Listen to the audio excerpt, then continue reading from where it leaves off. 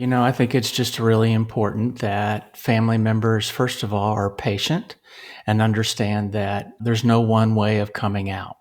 And, some people come out on Facebook to thousands of friends, and other people go through a very long process of figuring out who they think at least will be the safest person. And maybe that's the only person they tell for months before they try someone else. So to be very patient and allow that person to have their own process of coming out and to not force it, to, as a family member, to try to learn as much as you can about what it means to be part of the gay community, and to kind of question maybe your own biases and your own areas of blindness or misunderstanding about the topic. And then, of course, just being willing, I think, to challenge homophobia whenever you see it out in the world.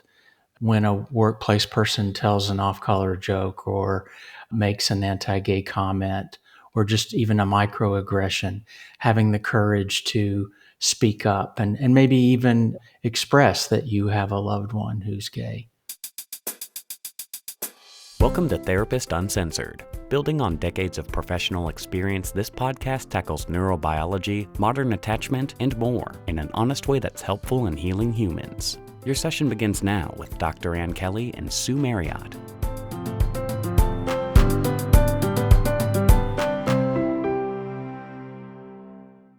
Hey, you guys. While we know relationships are wonderful, they are also really hard. Many of us believe that they shouldn't be, that if we have good connection and good communication, things will just go smoothly. But it's really that belief that can make us feel stubborn and even more hopeless. So relationships take work. It does for Sue and I. We can make it look easy. It's not. And one of the ways is because many of us, we differ. We differ in what activates us, what makes us feel threat, the expectation, and it's these differences that are held in our body, not our thoughts. And they influence how we talk, how we love, how we fight.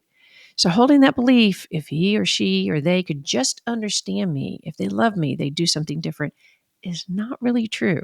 And we're talking about relationships with your partner, your teenager, your mother-in-law. So Sue and I have created an online course that can help you understand yourself and those you love in a different way. This is not just for therapists, it's for everyone. Although the good news is if you're a therapist, you can get CEs along the way, and all of you can use the visuals and the worksheets individually, or you can even use them in your own private practice. So while the course is based on our book, Secure Relating, Holding Your Own in an Insecure World, it is definitely not a replication of the book. We talk directly to you. You learn how to understand more deeply your attachment, those you love, the neuroscience behind it, and how to build secure types of connections right now in your everyday relationships. Rather than changing one another, y'all can shift together in very important ways. It's very powerful. We're getting great reviews. Check it out. It's at therapistuncensored.com/BAS. therapistuncensored.com/BAS. The BAS stands for Beyond Attachment Styles, the Science of Growing Secure Adult Relationships. And by the way, the cost of the course is about the amount of one individual therapy session, and yet you get hours and hours and hours of what we think is extremely valuable information. So check it out. Howdy. Right now, we're gearing up for the launch of Season 10 of Therapist Uncensored in January. In the meantime, for the rest of this year, we're going to be re-airing some interviews that we feel could use some fresh ears. Enjoy. Hey, everybody. We have a treat for you today. A very good long-term friend and colleague, Jeff Lutes, is with us. Jeff is a licensed professional counselor in private practice in Austin, Texas. He's also the executive director of the Contemporary Relationship Conference and the Queer and Trans Affirming Professional Certification Program. Very interesting. We will definitely talk about that. He's published chapters in books and textbooks. He's written a book for children about family diversity, and he's presented at many conferences, a lot of it related to marriage and family therapy. His new book, Trailblazers in Love, Conversations with Remarkable LGBTQ Couples Together 20 or More Years, was published in October, and he and his husband, Gary Stein, have been together since 1998. And are now empty nesters and traveling Portugal right before us, giving us many good tips. So welcome, Jeff. Thank you, Sue. It's an honor to be with you today. So part of what we wanted to do today, I think even though Ann and I are together and we're out and we're clearly a couple and things like that, sometimes we get so busy talking about the science, even diversity, but there's so many kinds of diversities, but we don't necessarily sink into the gay world and to LGBT issues. And so much is changing and we're in such a hostile environment. I thought, who better to sit down and have a chat with about the current state of affairs and, really helping people understand our plight, really, you've been doing this for a long time and you'll hear this as we go forward. And Jeff does things like confronting people in churches in this very loving, peaceful way, but that is very intimidating and scary. And I've been involved in some of this. And I have to tell you, it's like both aggressive and peaceful. So we'll get to that. But you've been doing this for, is it your life? I mean, your lifetime pretty much. What got you started? And how is it that you were able to keep going in such a world of hostility? What was your initial inspiration and what's your juice? I grew up in the Southern Baptist Church in central Kentucky. And I didn't know it when I moved here in my mid-20s, but I actually moved to Texas, of all places, so that I could come out because the community that I grew up in was very conservative, very religious. It's changed a lot. Lexington, Kentucky, my hometown, is now ranks really high on HRC's scale of very affirming cities to live in, believe it or not. But at that time, it was very conservative. And so I came here to come out. And, it's funny. I remember in the late 80s, early 90s, when I first started my practice, there were 7, 8, 9 of us in town that were sort of the gay identified therapist. And it was hilarious because I think I'd been licensed like 2 years. I barely knew up from down. So to be considered an expert on all things LGBTQ was kind of funny back then. But now, if you look at, for instance, profiles on Psychology Today, you see that most therapists check the box of being LGBTQ friendly. I want to talk later about the difference between being friendly and affirming and being competent to work with that community. But I just got interested primarily in working with same-sex couples. And it just occurred to me, and my experience was that while some therapists believe that they should just stay in the therapy room, to me, it never felt right to just do that. I had to go out into the world, be part of Equality Texas, which way back then was not even called Equality Texas, and to get involved in the fight for our equal rights. And then I stumbled across this organization called Soul Force that a fellow by the name of Mel White had started. Mel was a ghostwriter and a filmmaker for a lot of the religious right folks of the 80s and 90s, Jerry Falwell, Billy Graham, Jim and Tammy Faye Baker, Oliver North, all of those guys. And when he came out as a gay man, they immediately kicked him to the curb. And so he used Gandhi's term, satyagraha, translated, it means soul force or truth force, and tried to apply the principles of nonviolence to our community and how we could affect change within communities of faith, because he believed, as I do, that religion remains kind of the primary source of misinformation and discrimination. So I got involved in that organization first as a volunteer and later stumbled into the executive director position. But that's kind of an old chapter of my life. I don't do as much of that anymore. Well, what's important about it, well, so many things, but you were able to also recruit and involve, like it was a way of pulling people in that wouldn't normally be, advocates or what have you.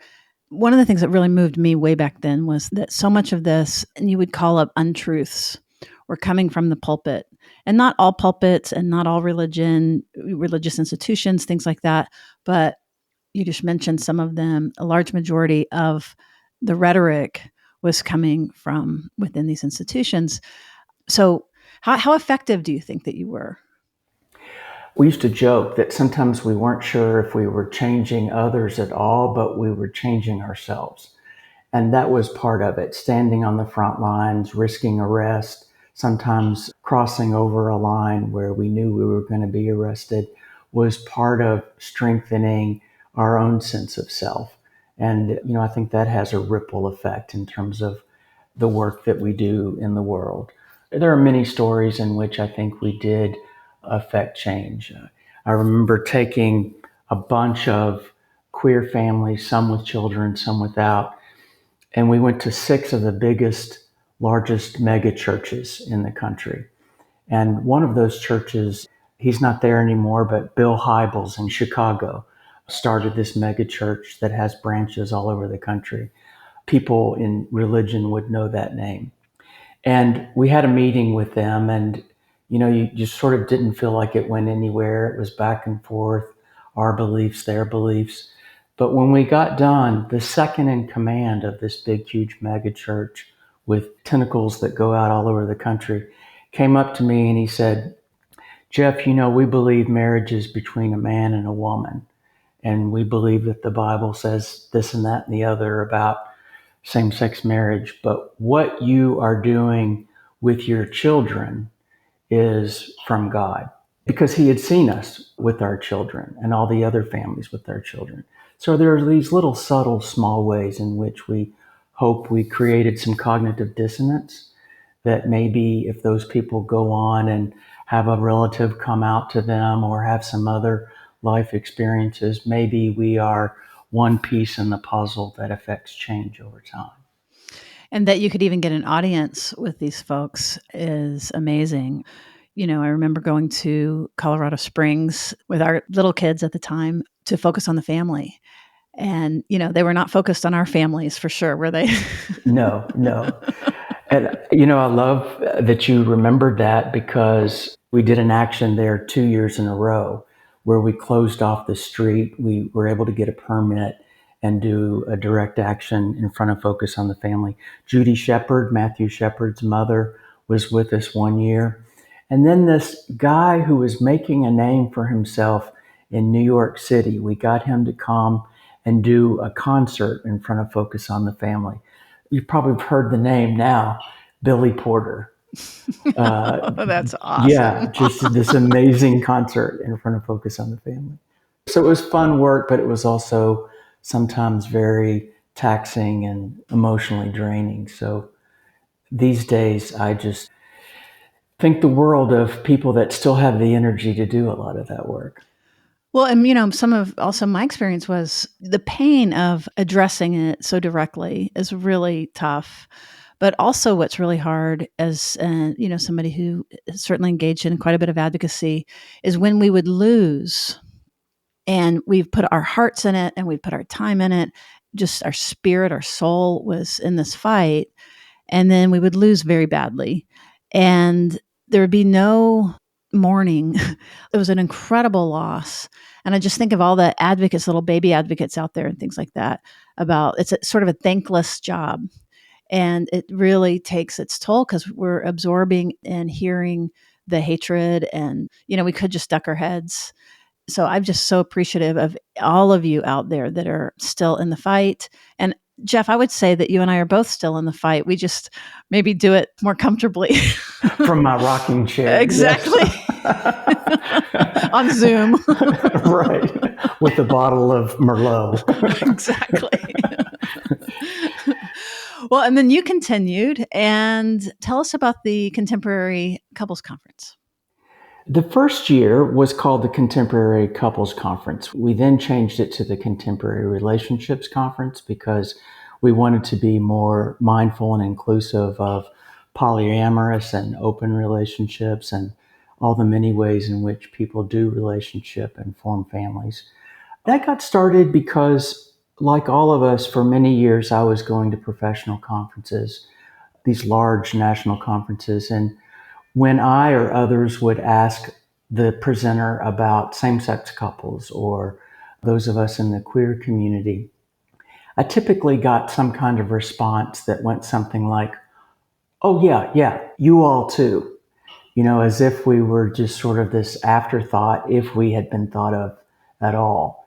And so I really wanted to create a space in which we could talk about our relationships among those in our community, queer therapists and allies who just sort of got it, and where we could just be ourselves and talk in a more transparent way about some of the issues that affect us. So I started putting it together in 2013. I believe, Sue, you presented at the very first conference in I'm not sure if it was the first one, 2014. but yes, I was Yeah. definitely at least cheering you. Yeah.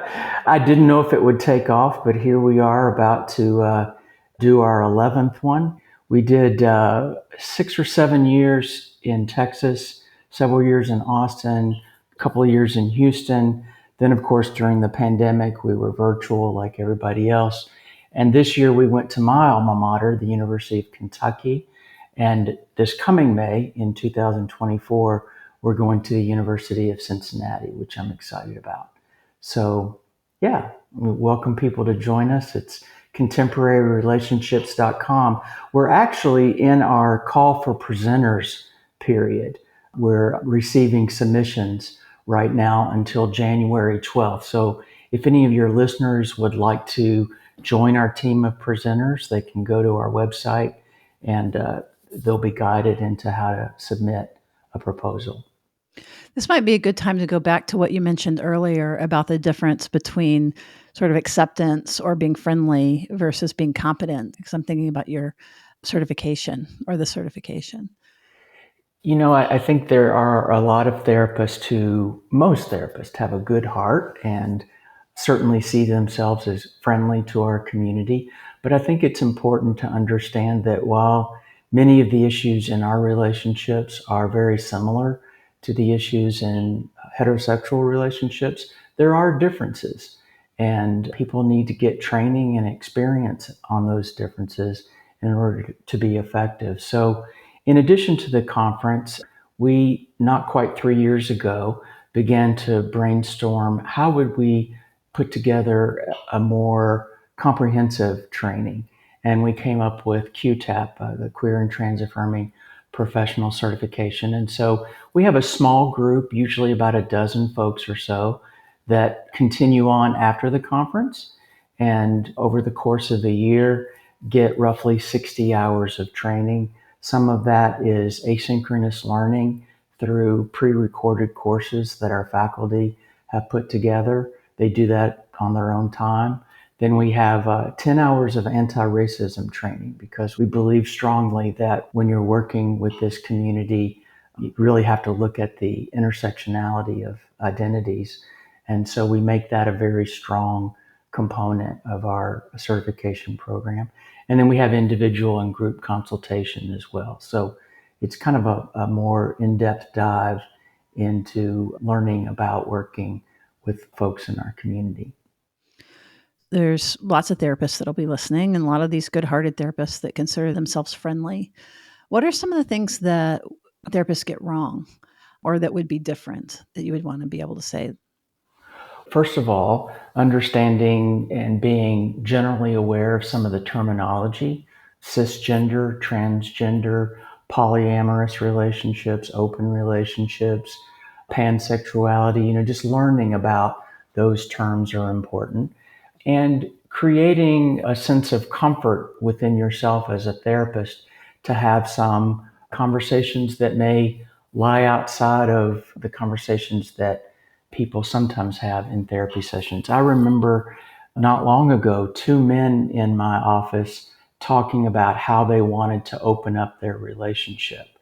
And I was so struck by the fact that here were 2 guys talking about having sex with other men, and it was one of the most intimate, open, transparent, and loving conversations I think I've ever witnessed. And the irony, right? And I think some therapists might have been unsettled by that or not known quite how to handle that. So part of it's just experience and being able to sit with feelings that come up as you do that work.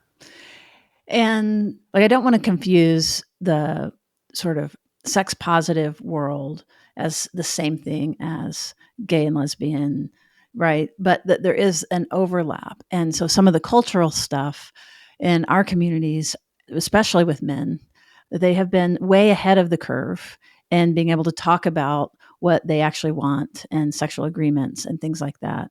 But that doesn't necessarily mean that if you're working with a gay person that they're, having sex, you know what I mean? Like, all over or with whoever. So it feels like that those two things are separate, but very related. They are, they are related, but they are separate. I can't remember why. I think I was putting together a PowerPoint or something, but 7 or 8 years ago, I looked through my caseload, and all but one of my same sex couples were monogamous, and all but two of my straight couples were polyamorous. And that it kind of surprised me. It was like, whoa, I thought that would be the other way around. But Austin is a very progressive city, and so it wasn't the case. I'm sure that has changed back and forth many times over the years. But yeah, they are very different things. I think part of it is to remember that until 2015, marriage was not an option for those of us in our community. And so we were sort of forced to look at ways that we could connect and relate, perhaps before the general population. But I agree with the intimacy of having those kinds of conversations with your partner. The institution of marriage sort of seems to convey a certain security, the embeddedness of it, the financial things like that. But there's something about the polyamory community that we can learn from around being able to talk about boundaries, being able to talk about what you really want that you might not can have in this relationship, possessiveness, all of those things then get exposed and are able to be worked through. So my experience definitely has been it can add a level of intimacy, just like you're saying, that surprises a lot of people in their, in a more static system that is kind of preordained a little bit. Like there's a script for what a married couple are supposed to look like, what they're supposed to talk about generally. And I had an interview with Jessica Fern, who published Polysecure. It was really interesting. And I encourage folks to continue to learn about that in their competence and with all of these things. What are you kind of noticing? Because you get to see all these proposals. What's the GLBTQ? And is that still the right term, GLBTQ? Are those the right letters? And what's going on in the community? I'm so old, I'm not hearing about it much anymore. I think most put the L first, LGBTQ. Certainly the term queer is the more common term. That began, I guess, in the late 80s, early 90s. Those of us of a certain generation remember that term as a pejorative, but younger folks began to reclaim that term. And now it's, in part to sort of overcome the dilemma about the alphabet soup, right? Trying to say LGBTQIA, whatever, right? So yeah, and what was the other part of your question? I'm sorry, Sue. Well, no, that's okay. So just even like the term queer. Yeah. So the meaning of that to some degree has changed. If somebody identifies as queer, because sometimes I think you can be queer and not even necessarily gay. Mm-hmm. So can you explain that a little bit? Yeah, I think it's just anybody that doesn't see themselves within the cultural definitions of heterosexuality or being cisgendered. Somebody that maybe sees themselves as gender nonconforming or gender fluid, just doesn't quite fit into the boxes and the messages that our culture gives us about what it's supposed to mean to be a man or a woman, or so it's kind of a fluid term. Yeah, I think of it as kind of a little bit not revolutionary, but counterculture. Like pushing against something. Does that fit for you? Oh yeah. I have a client that I just talked with the other day who, if you were looking at her demographics, she's straight and she's cisgender, but very much considers herself part of the queer community because of her friendships and her belief in advocating for our community, and she just sees herself as more fluid in that way.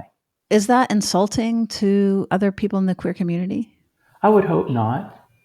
And I've not heard that a lot of you. No, I haven't heard that, but I do know that there are, well, let's talk about pronouns actually.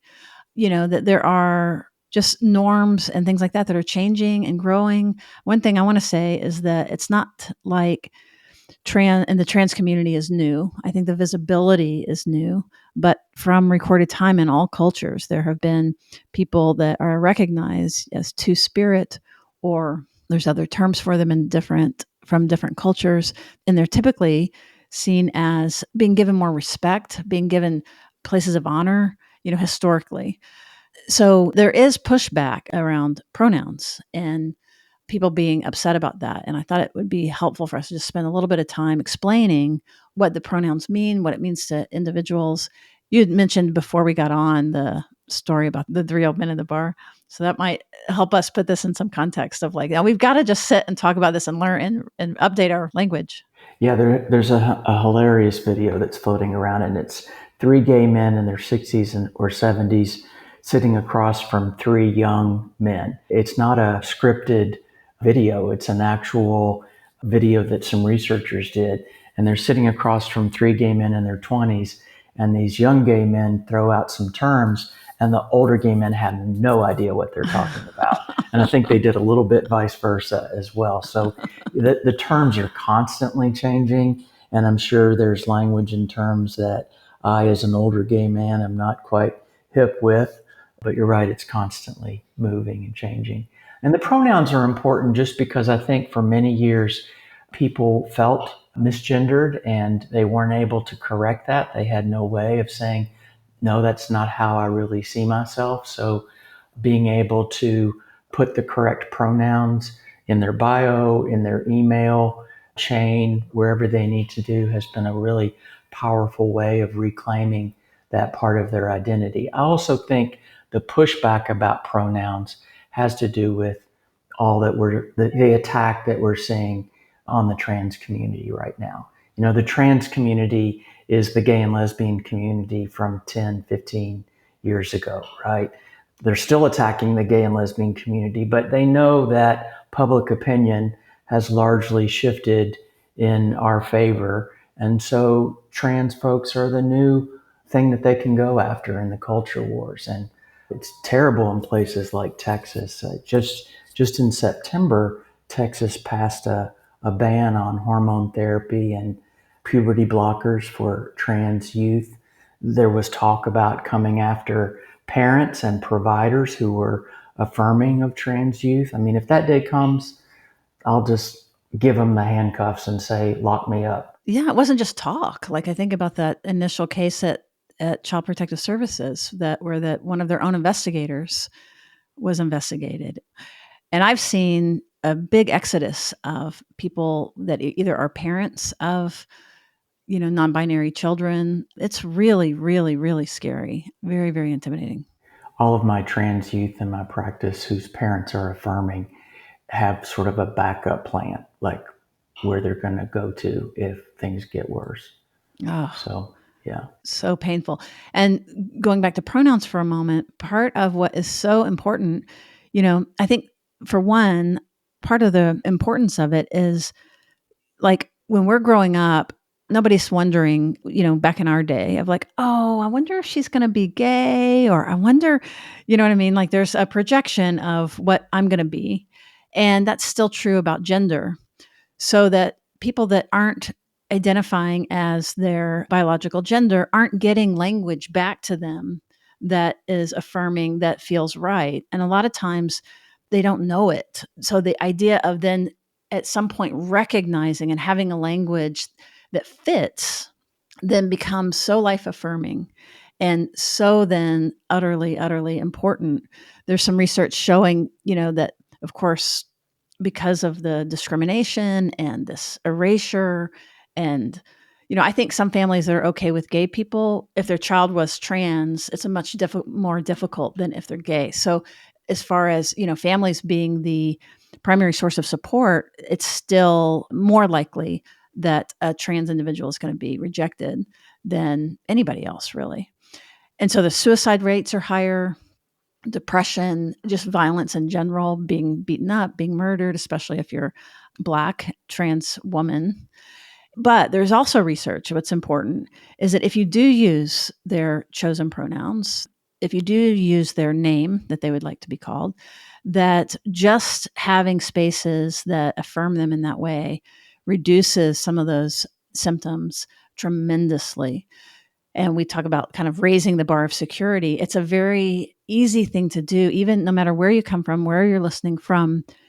Just like if somebody's name is David and they want to be called Dave, like just call them the name that they want to be called. Even I know it's uncomfortable for you, but just think about your discomfort compared to the risk that they are taking and trying to express themselves in a way that is often not welcome in our communities and in society. That's right. So Dead naming can be incredibly painful too. Yeah, and say what dead naming is. Well, dead naming is just calling somebody by the name that they used to have before they changed their name to fit their gender identity. And, I have let's see, how do I say this in a veiled, protecting confidentiality way? I have a young trans woman who went to a conservative high school and really struggled with depression. Now in college, a progressive university, and is just flourishing because they're able to, from day one, and that's part of the dilemma. If in the transition you're known by family and friends, and then you make that transition, it's just hard for many people to remember, especially early on, to call you by your preferred name. So when they get into environments where it's just not an issue and no one ever knew them any other way, it's incredibly freeing for them. And just it's been amazing to watch this young woman just take off and excel. A grade point average that I can't even fathom. Yeah. That's wonderful. And that, it takes like even affirming people, there is a learning curve. The idea is if you do misgender someone, not to make a huge deal about it. I don't want to say what everybody wants, but you're in a better position to speak to that. So if, somebody's trying to get it right, but messes it up or continues to mess it up, like what's the appropriate? I think it's appropriate to apologize and correct, but you're right, not go on and on about how sorry you are, but just, and then try to get don't make it about you. Yeah, right. Don't make it about exactly. you. Right. Or how hard it is for you, or, a lot of times we unintentionally do that. Right. The other thing that I try to do is thank them, because it is a burden for people to have to continue to correct or teach or kind of bring us along. And it is our job. So when somebody's kind enough to update me, it's like, thank you, thank you, thank you. And sometimes they may not be strong enough to correct us. So we need to remember that. And even if they don't say anything, if we catch ourselves to correct, because they just might not be in a place that they're able to say, no, actually, this is my name or this is my pronoun. Yeah, that's right. So just a little bit more about the difference between non-binary, somebody who's somebody whose pronouns become a little bit more creative, but that they're not necessarily trans. There might not even necessarily be non-binary. I don't know. Like, what's the difference there? Like, I'm thinking especially of kids, teenagers, things like that. Right now, you really do get to explore your sense of yourself and your gender. I mean, it was never a question before. And so someone who may say that they identify as something not just their birth orientation, right? They're both not that they were assigned at birth, doesn't necessarily mean that they're a trans individual. That's right. Well, the first thing that comes to mind when you say that is years ago I interviewed Judith Stacy, who's a New York City retired sociologist, and she did a study back in 2001 on same-sex parents. And she later had to go to court because the religious right was cherry-picking her work and using it against us. But for instance, one of the things that she found in her research is that kids with same-sex parents are slightly more likely to at least experiment with dating someone of the same gender, but ultimately not any more likely to claim that as their identity when they get older. And so, yeah, I think it just, if you're in an affirming environment in which you can really explore who you are, you're going to do that. If you're in a less affirming environment, then you're going to stay hidden and impersonate somebody that you're not.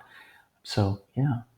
That brings to mind, I think it was with you, that didn't you and I interview John Gottman about his research on long-term couples? We did, Sue, and I was thinking, I'll never forget it. I talk about it a lot because it was the Friday after the Tuesday 9/11. It was a training in Dallas, and all the flights got canceled that week. And so only those of us who could drive got there. And you, not me, you had actually somehow set up a launch with Dr. Gottman so that you and I could talk to him about his 11-year study with same-sex couples. Which was fascinating. It was. That's so great. I forgot that context. But I do remember that research that was used against us. Really fascinating. And, just as a quick reminder about that research, it was some very cool things, but really what came out was it's less about being gay or lesbian or anything like that. It was about gender. So two men together do have different characteristics, and two women together can have different characteristics, around sexuality, around emotional expression, but that ends up being quite separate from sexual orientation. That's right. And I see that in my office all the time. Men in our culture, and this is a gross generalization, but often true, men in our culture are taught to talk when they need to solve a problem or make a decision. And women talk to connect. Lots of stand-up comics talk about how my wife just blah, blah, blah, blah, blah, because women don't really, it's almost like the content or the topic is secondary to their desire to connect, and a lot of men don't get that. So you put two men together, and the danger is they have a lot of strengths. They tend to stay more calm during conflict than heterosexual couples do. It was one of the findings from Gottman.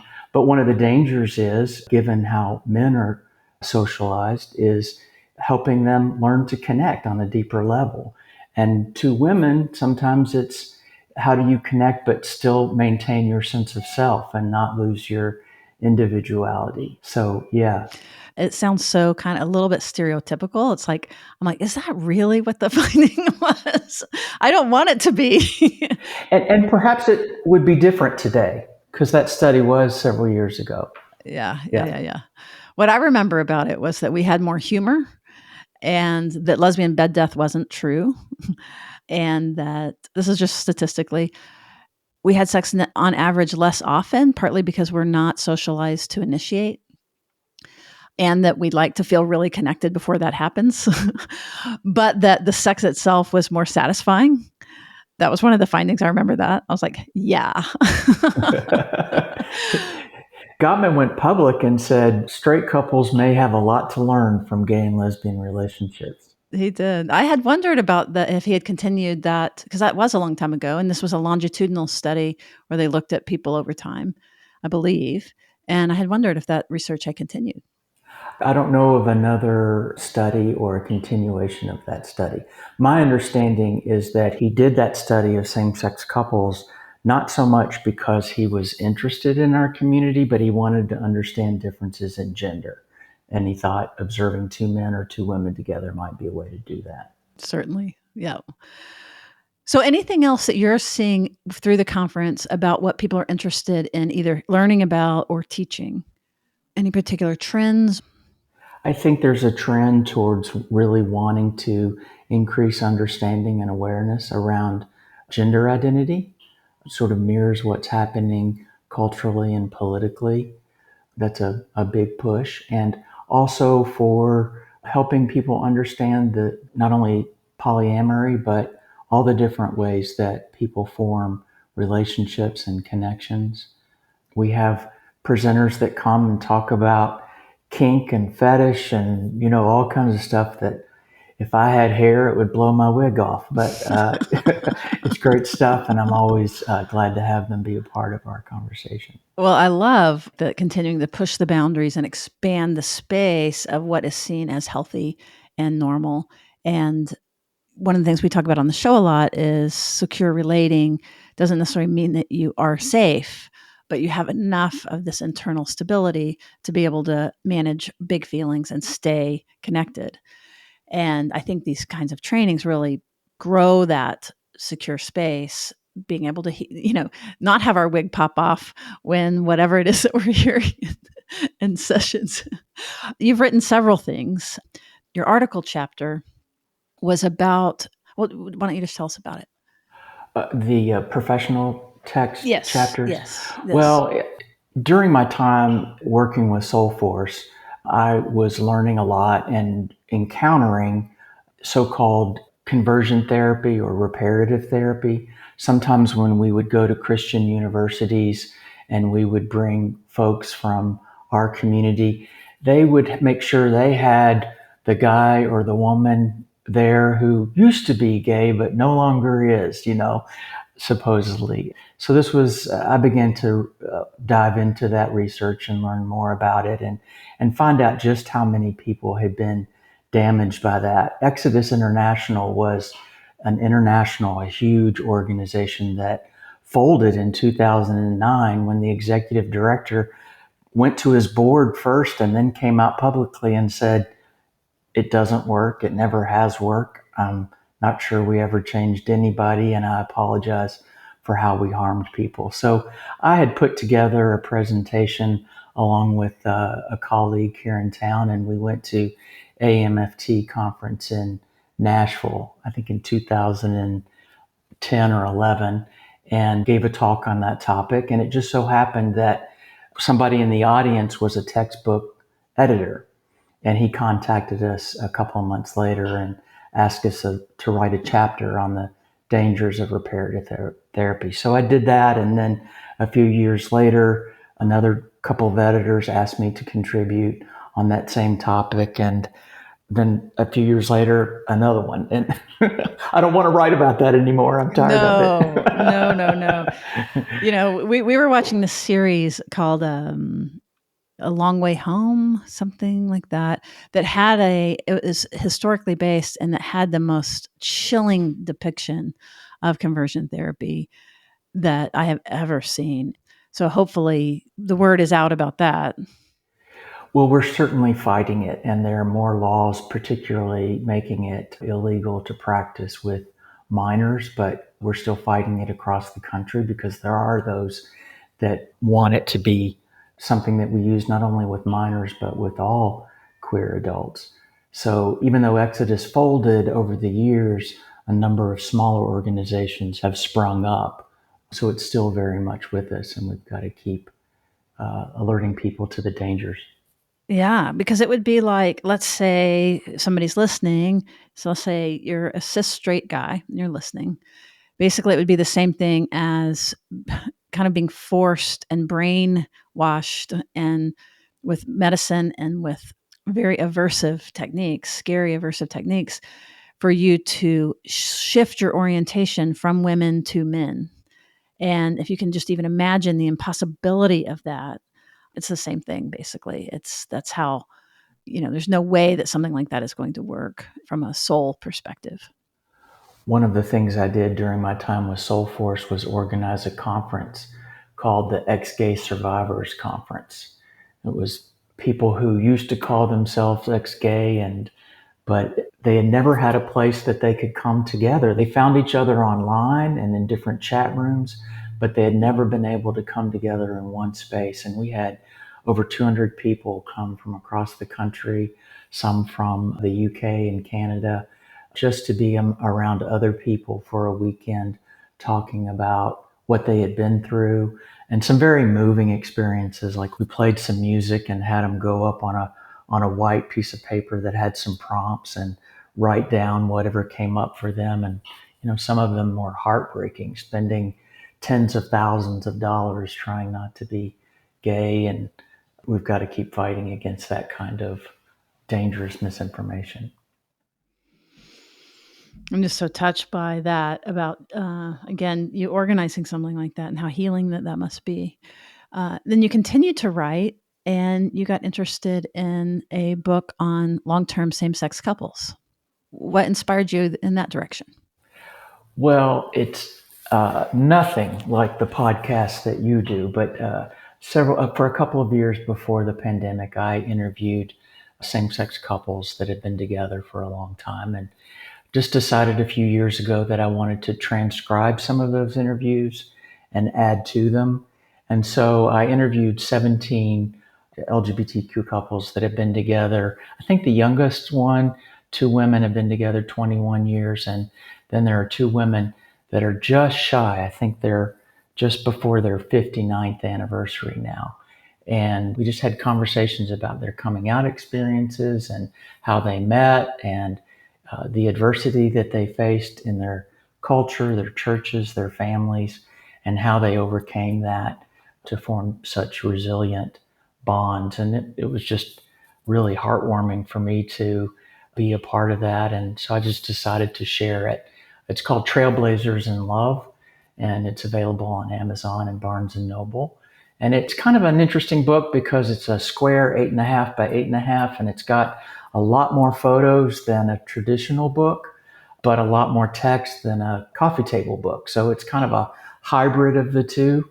A lot of people are getting the hardback as a way to have a coffee table book. And the nice thing about it is you can literally just pick it up and read one chapter, one couple's story, and put it down and come back and pick a different chapter later. So I did it because I still, even though it's gotten better, I still have so many, particularly young queer clients who come in and they say to me, Jeff, this guy I'm seeing, it didn't work out. I'm so frustrated. I just don't think gay relationships work.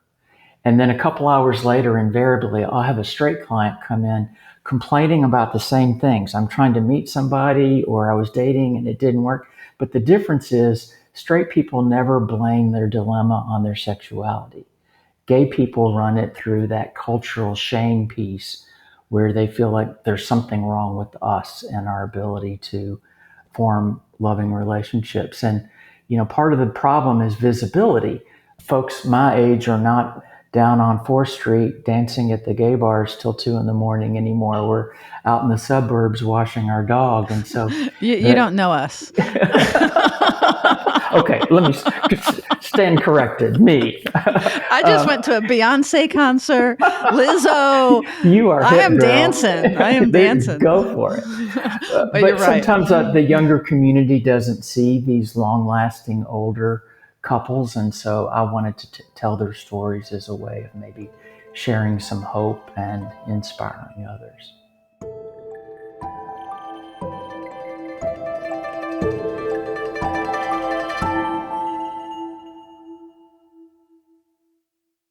When someone close to me got out of the hospital this past spring, she had all these specialists lined up, cardiologists, endocrinologists, you name it.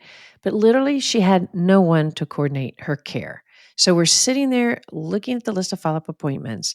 And when I asked her about a PCP, she said she has kept meaning to find one, but she keeps running into these roadblocks. Either they don't take her insurance, weren't taking new patients.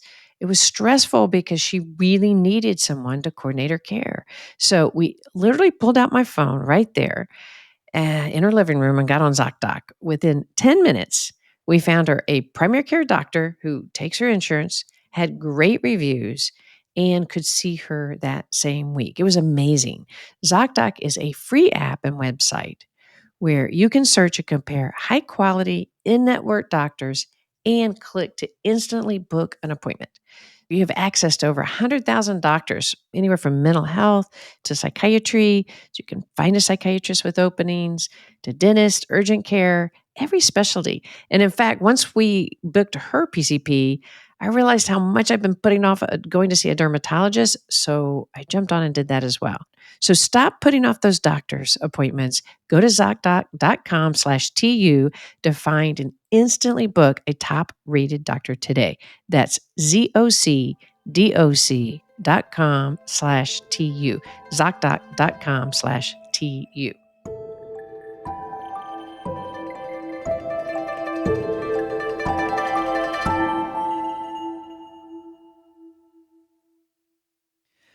We've just had such parallel paths, because I do remember I was the first intern at Out Youth, which is a local nonprofit for gay kids.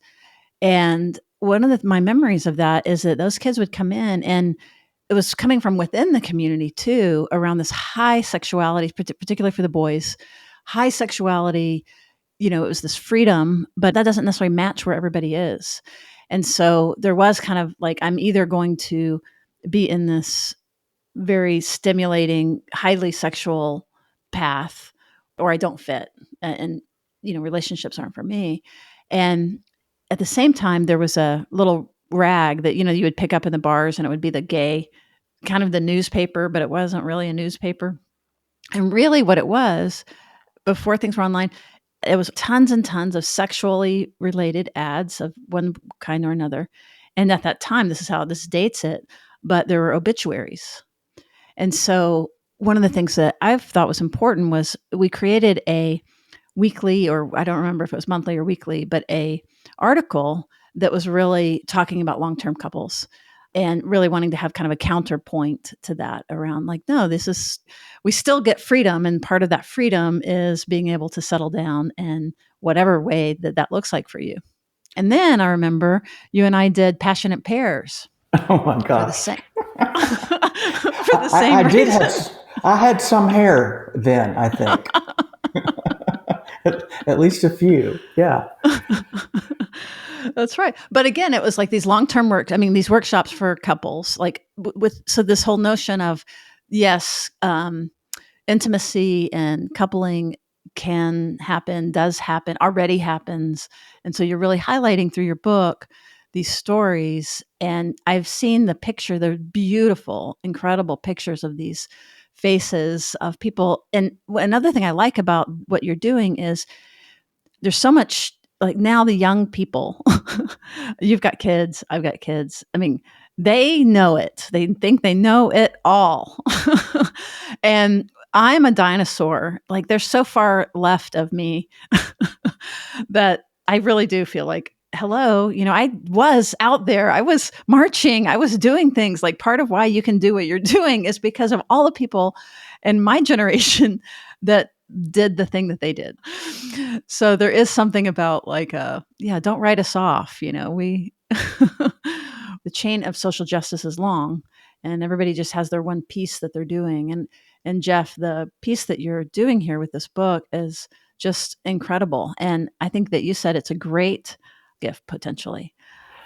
I think so. One of the things I liked about it is that these couples they were so vulnerable. They didn't try to act like they were flawless. Everything is in the book, from bankruptcy to affairs to addiction to rejection from family and being thrown out of churches. And the very first chapter is Lisa Rogers and her wife, Maureen, who Lisa was the co-founder of Out Youth that you just mentioned. And the very last chapter is Phyllis Fry and her wife, Trish, who unfortunately passed away just 2 years ago from cancer. They were together 48 years. Phyllis is the first openly transgender judge in the country. And her story of doing advocacy work back in the 70s just is amazing stuff. I remember how hard it was in the 80s and 90s. I can't imagine what it must have been like for her and others so many years before that. So I love the collecting these stories. And I really encourage, again, any of you youngsters listening to honor your elders, but also like there's a lot of opportunity to collect stories here. And I'm thinking about even in Pride events and stuff like that, reaching back to some of you and people before us and really honoring and having them be part of planning the different event. You know what I mean? Like being able to cross those divides. There are forces that want nothing more than to erase our stories. That's right. To make sure that we're invisible. And so part of books like this and many others is collecting our history and being sure that we share those stories. So I was thinking, Jeff, if you could talk to the parents and the folks that have family members that might have somebody that is queer or gender non-binary that either they're having trouble with or that maybe one of their family members is having trouble with, can you speak to them directly and maybe give them some guidance and some thoughts? Sure. I think it's just really important that family members, first of all, are patient and understand that there's no one way of coming out. And, some people come out on Facebook to thousands of friends, and other people go through a very long process of figuring out who they think at least will be the safest person. And maybe that's the only person they tell for months before they try someone else. So to be very patient and allow that person to have their own process of coming out and to not force it, to, as a family member, to try to learn as much as you can about what it means to be part of the gay community, and to kind of question maybe your own biases and your own areas of blindness or misunderstanding about the topic. And then, of course, just being willing, I think, to challenge homophobia whenever you see it out in the world. When a workplace person tells an off-color joke or makes an anti-gay comment or just even a microaggression, having the courage to speak up and maybe even express that you have a loved one who's gay. There was an example at one point of being able for empathy development to, to think about this idea of, I'm assuming heterosexuality right now, that you didn't choose. It's not like an active choice. And it's like, which one am I going to, I am choosing to be attracted to the opposite sex. And that to kind of channel the idea that it's the same thing, and to ask somebody to be different, is that fundamentally different and strange, frankly. Yeah, the joke is like, I woke up one morning and thought, let's see. Do I want to be generally accepted in the world, or would it be fun maybe to have my father disown me and my church kick me out and maybe lose a job, or right? Like, nobody gets up in the morning and makes that choice. And just to understand. And there's actually some really great comedians on the street who go out and put their mic out in front of people and say, is sexuality a choice? Oh yeah, people choose their sex. Okay, would you tell us about the process of when and how you chose your sexuality? Oh, well, no, so right, like through the lens of heterosexuality, it's not a choice, but for queer folks, it is. And it's an important point because I think it helps people move to empathy. That if you're seeing it as more of something that isn't a conscious choice, but also I would say we have more choices now. Like, both of us have kids and raise kids with same-sex parents, in same-sex families. And there is more freedom. So to some degree, there may be a little bit of a level of where there's some choice about it. But I do think that, if someone's coming out to you, first of all, that is an act of trust. And to see it as an act of trust, it's not an act of rejection. It's not about you. It's about them. It's incredibly relational. It's relational. That's right. And it's an opportunity to learn even more that you didn't know. Find out more. Ask questions. Don't assume that, if they want to tell me, they'll tell me. They might be thinking if they wanted to know, they would ask. So it's way better to make the mistake of asking, including, like, let's say, they've come out a little bit, but don't talk about it. Ask them if they're dating. Find out how it's going for them. Ask them how their friends are doing with it. We just really encourage you to stay engaged, stay engaged, stay engaged. You're making me remember that as a young man, when I came out to my mother, who Southern Baptist, very conservative, cried when I told her, really struggled with it, did for a long time. But even in that initial conversation, as it unfolded, I was telling her about the relationship that I was in at the time. And suddenly something I said got her off on another track. And she was telling me about the man that she's dating. And then sort of midstream, she paused and said, we're both talking about our boyfriends. And, she had this moment of connection where she saw me as more authentic and therefore more easily able to connect with in a genuine way. So I've always remembered that moment. That's wonderful. And even as you're saying it, it's like it's so normal to us. But I just had this pang when you were telling me about your mother kind of crying about it. Like, it's just normal. We know that happens. But when you hear it with fresh ears, it's like, how sad. I mean, it's a sad experience to be in that position of disappointing your parent and then having to absorb their reaction to that, even though that in this case, it sounds like it recovered very quickly and you guys were off to the next subject pretty quickly, but we know that is not how it always goes by any stretch. Oh, yeah. It was an incredibly long process. And in fact, to this day, it is sort of still very complicated. She never forgets my husband's birthday or any of our kids and sends all letters to the Lutstein family. But she also goes to Franklin Graham rallies and votes for Trump and believes that marriage is between a man and a woman. So, it's really complicated how all those things sometimes fit together for a person. Contradictions.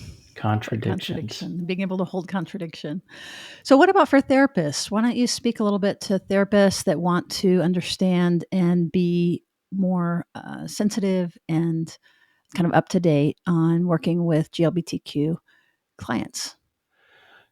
Good question. I think maybe in terms of 3 points. One is knowledge and skills or continuing education. The other is professional presence. And the third is advocacy and activism. So just like when you're working with any particular group, you need to have as much knowledge and skill set as possible. So being sure that your continuing education set includes all kinds of things around working with the queer community. In our certification program and our conference, we have recorded workshops on working with people of color who are queer. We have specific to Asian Americans. We have understanding the latest WPATH standards. WPATH is World Professional Association for Transgender Health. Those standards are always evolving based on the latest science.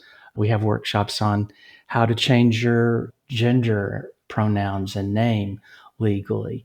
All those kinds of things are available not only in our program, but in other places, and just making sure that you're constantly making yourself available to those pieces of education is really important. Would you mind if I ask a quick question about that? So what did you say, WPATH? WPATH, uh-huh. Can you just give an example of something that they would advocate for? Their standards are constantly changing, and I actually need to update myself because a new set of standards came out recently.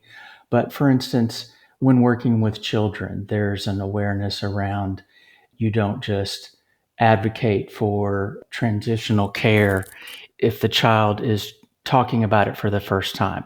You look for a history. You look for multiple stories over many months and years of people who have wanted to be the other gender, wanted to transition, so that you're ruling out other potential problems. So that's just one example, but there are many parts of that standard. It's a great example, actually, because it brings to mind the trickiness that in our desire sometimes to be up to date and with it, that especially I think for boys, like for young girls to be masculine, they are tomboys, right? And so we don't jump to, they're gender variant or they're non-binary necessarily, but there is a danger of jumping, of pre-identifying or of kind of going too fast.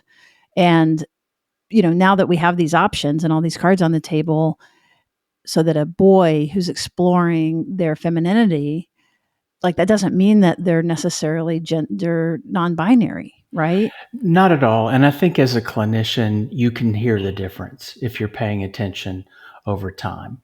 You can hear the difference between a tomboy or a boy that's kind of exploring their feminine side. It sounds really different in the way that they talk. People who are serious about transition, who really are going through dysphoria, talk about it in terms of as far back as they can remember. And they talk about a lot of self-hate around the body that they're in.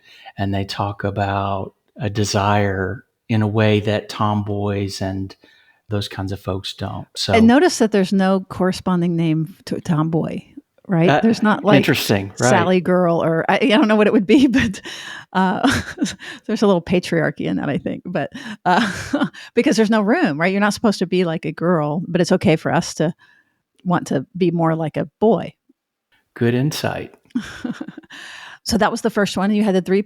Yeah, just making sure that you're constantly educating yourself. And to be quite honest, one of the reasons I love doing the conference and organizing it is I feel like I'm constantly creating my own education and my own CEUs, bringing in these great speakers that have so much more expertise in certain areas than I do. And I learn as much as anybody else does every year.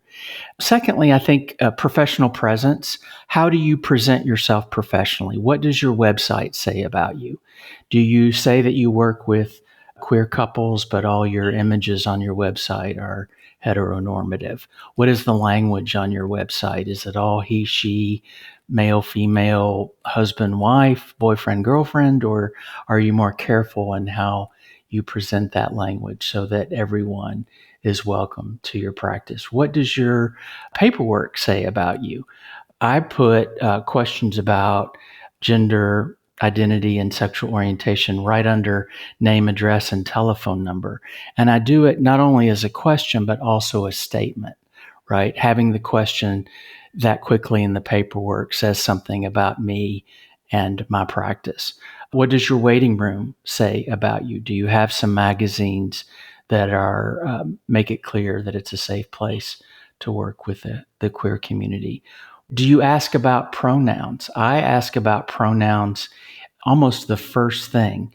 Like as we're sitting down and I'm starting my clinical interview, I will say, what pronouns would you like me to use?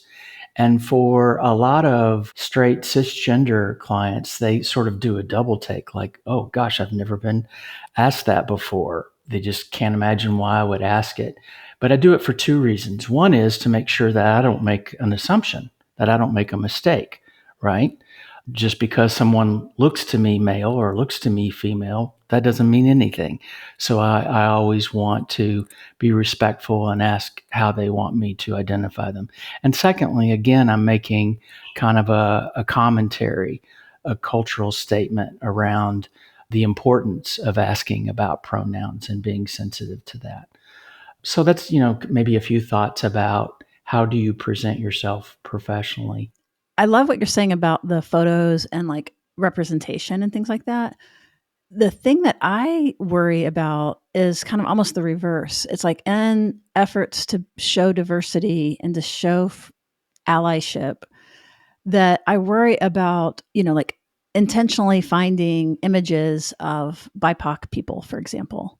And like at what point, I don't know, like that tension of, this isn't going against what you're saying. It's absolutely true that people need to actually go find those images and make sure that those images are there so that people see themselves when they open the website.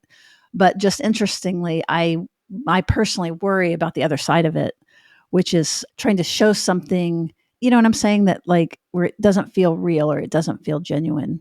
Do you have thoughts about that, or do you know what I mean? I think I do. And you're right. It's a balancing act. And when I talk about images, for instance, I think there's an image on my website of two people holding hands, and it's really kind of hard to tell whether they're male or female. That's all I mean. It's not like I feel like I have to have a matrix with one interracial couple and one black couple and it's not like that at all. But just paying attention to what is the feel for my site and is it open and welcoming to all people. Thirdly, I think that the final piece is advocacy and activism. And there are probably some therapists that would disagree with me about this, that think, our work is in the office. But to me, if you're going to work with the queer community or any marginalized community, you need to have some ability and some willingness to get involved politically and in your community. So that just means things like calling your senator, calling your representative when there are anti-gay bills, learning the resources that are out there in the community that you can refer people to, attending rallies and marches to educate yourself and also show your support for that community. I think clients feel the difference when we're involved versus when we are not. And there are a lot of therapists that see themselves as affirming, But I think you have to get actively involved in order to be your best version of yourself as a therapist. I love what you're saying. And what you said earlier about calling people out or calling people in when you hear off color things like that, like that's another version of kind of advocacy. And Absolutely. the other advantage of that is it also helps you continue to be more and more comfortable with difference, with the language, so that you're not shocked. That is an important, so that you're really embodying this welcoming message because you've heard it and you know how those things sound, or you know what I mean, that like you really are there, and it again, that it's not performative, or it's not like you want to be but you can't quite say the word gay, or it sticks in your craw a little bit when you talk around it, but that you're able to just say queer, gay, whatever it is, and like ask pronoun, like being able to ask pronouns without blinking, or respond to someone's request for a pronoun shift or a pronoun that you don't expect, and being able to be appreciative of, oh, thank you for letting me know that. And that's a process. So I think what you're saying is, like, by getting more involved and really showing up and doing the rallies and paying attention to what's happening in the community, that is a way to kind of internalize it more and take it into your body and make it more comfortable. And to the extent that we're comfortable, those of us who identify as queer, who are our clinicians, to be as out and visible about who we are in the world so that we can create a safe path and a safe space for others. That's also really important. I've noticed recently, I don't think I've said the words "I'm gay" to anybody in 25 years. But I say all the time, my husband and I went and saw this really interesting movie. I just came out, right? There's lots of ways to do it. Little pub around the corner, a lot of conservative folks I go to on occasion, and I do that quite a bit. It's just my way of punching holes in heterosexism. Yeah. I mean, Ann and I being out here and just being who we are, we're not waving a flag or whatever, but we are, right? Like, just the personal is political. So it's important. Going back to intersectionality for a moment, because it's just such an important subject, because it would be so nice if we were just only gay or only one thing. But for many, many, many people, there's multiple marginalizations, and it can get very complicated. And I think that you're in a unique position with the conference that is beautifully diverse, of kind of boots on the ground about how all that's going. Can you speak at all to your experience related to intersectionality, BIPOC, kind of crossover with race, with culture, with specifically the different marginalized identities, and how that plays out? Yeah, it's just really important. I am a gay, white, cisgender male. So I have some personal understanding of what it feels like to be discriminated against based on my sexual orientation. But I'm also white, and I'm also male, and I'm also cisgender, And you also you could pass. And I could pass. And I have privilege. Well, thank you. Some people might disagree, Sue, about whether I could pass. It depends on how long they hang out with you. I'm getting over a cold, so my voice is deeper than normal. Yeah, right. Those that know me would not say I pass. But thank you for that, Sue, I guess. Well, you could if you wanted to, if you needed to. Like if you were in a dangerous environment or something, right? Like, which matters because some people cannot. They don't have that choice. That's right. In fact, I did a couples workshop years ago. It's always stuck with me. Two Black lesbian women who were a couple, and they talked about how, when they step out into the world every day, the first thing that they have to deal with is their color. They can choose to hide their sexuality if they want, or disclose that to who and when they want, but their color is visible and they can't hide that, and they wouldn't want to, but they have to deal with reactions to that and microaggressions every day. So, as a white male therapist, I have to really work hard at paying attention to how are all of my identities, all of the identities in my client interacting, and to ask good questions about that. My husband, for instance, is gay, deaf, and Jewish. So his experience as a gay man and coming out is different than mine, right? Because of different cultural variables and how he's been treated as a deaf man in the hearing world. So just not assuming that our experience of being gay is a template that can be applied to everyone, but really asking good questions and being curious and allowing our clients to educate and inform us about what their experience has been. It makes me think too of like for some people, identifying as gay would be, 10th on the list of how they identify. Whereas for others, it's more of a primary focus. And the differences about how that feels inside one's body is really different. So being able to be curious about the individual sitting in front of you, our preconceived ideas of whatever that is, like labels, you mentioned deafness. So then that brings to mind ideas about what deafness means, but that would be very different than like hearing from Gary what his experience is. Right. So Right. We once went to dinner, Gary and I, with another gay couple, to hearing friends. This was early on. And one of them said to Gary, "I don't see you as a deaf person." And he was pretty clueless how that was offensive. Because essentially he was saying being deaf is less than being hearing. And I see you as just like me, hearing. So the yeah, ableism that's just, exactly. it's invisible. Yeah. And it's important because queer people of color are much more statistically at risk for depression and suicide.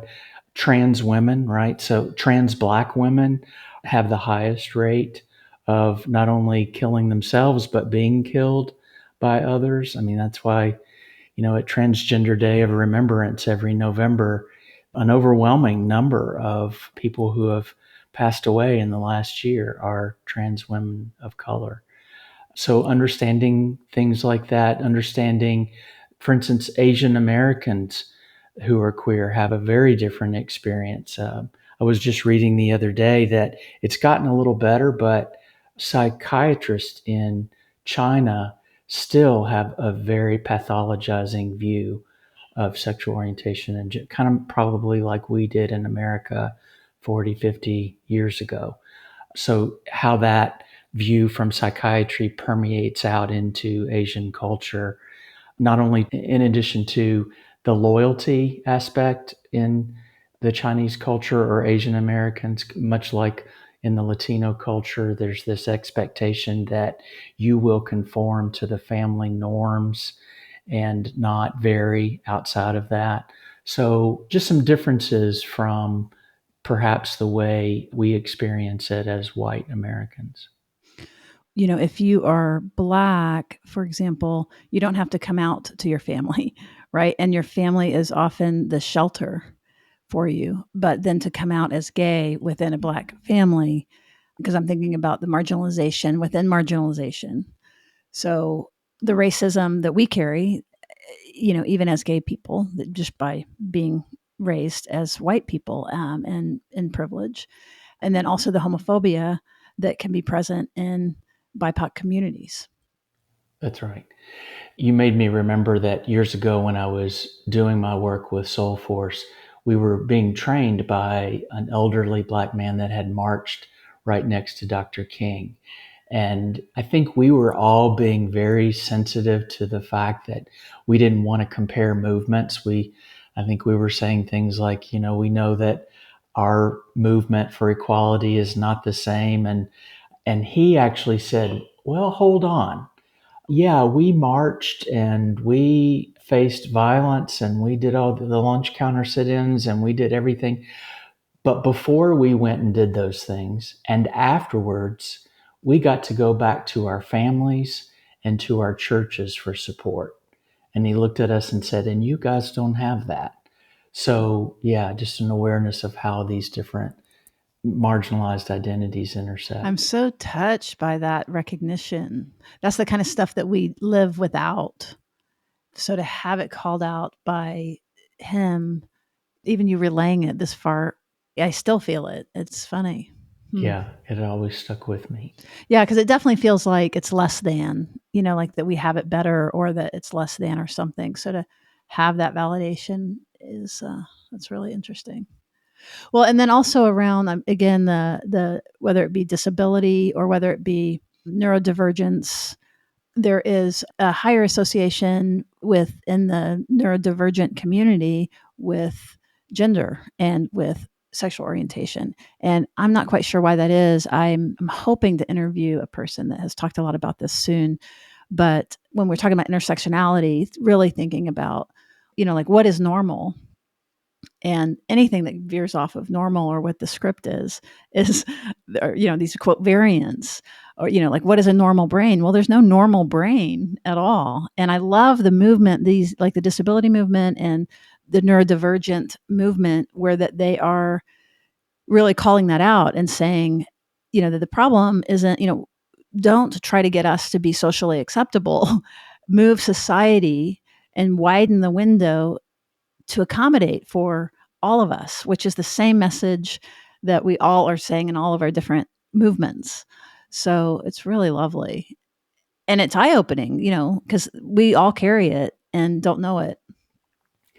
And I think that's why you're seeing such a pushback by some politicians who are so terrified by Black Lives Matter or the whole woke conversation, is that they're just really terrified that we will get equality, that the hierarchy will be flattened. What a concept, that we'll all be treated the same and have the same levels of privilege. That's right. The amount of threat that causes probably is a measure of the amount of privilege that you have, like what you're going to be giving up. Absolutely. Yeah. Yeah. So that the folks that are on the bottom here, there's no problem in opening up our eyes and opening up our hearts and shedding some of these things. But yeah, as the hierarchy gets higher and higher, then the investment is more and more to keep the status quo and to keep the systems intact that maintain the status quo, that protect the power over. So it's powerful stuff. It's like that game that you played as a kid with a house of cards. And I thought you were going to say King of the Hill.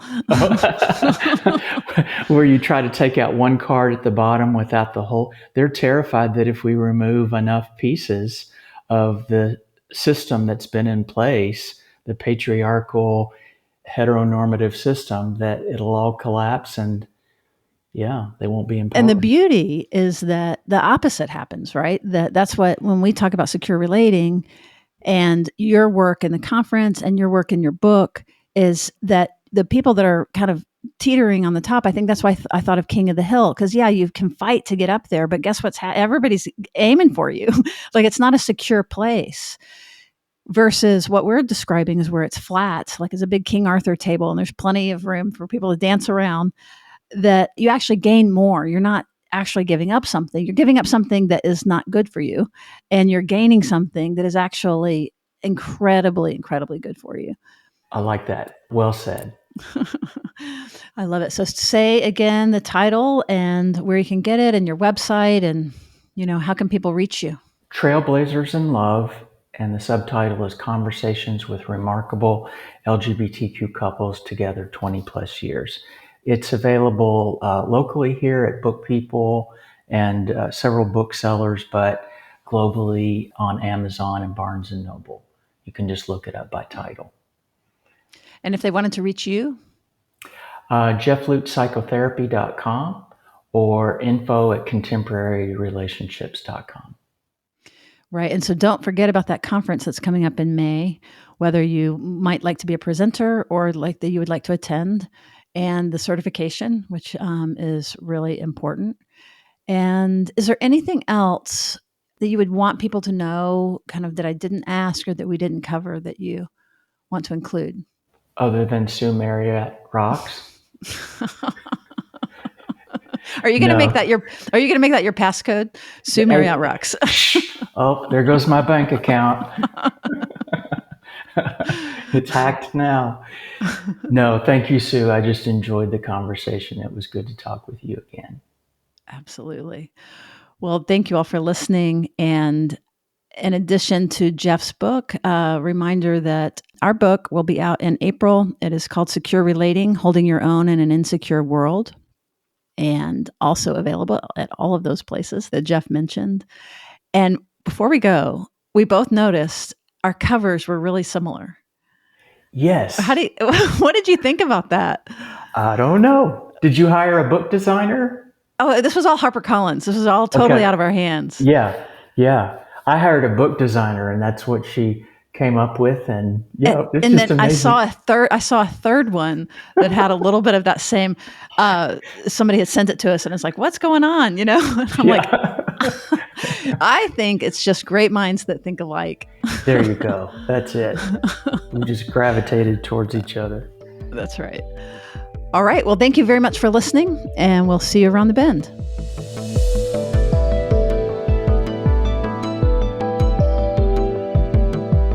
Therapist Uncensored is Ann Kelly and Sue Marriott. This podcast is edited by Jack Anderson.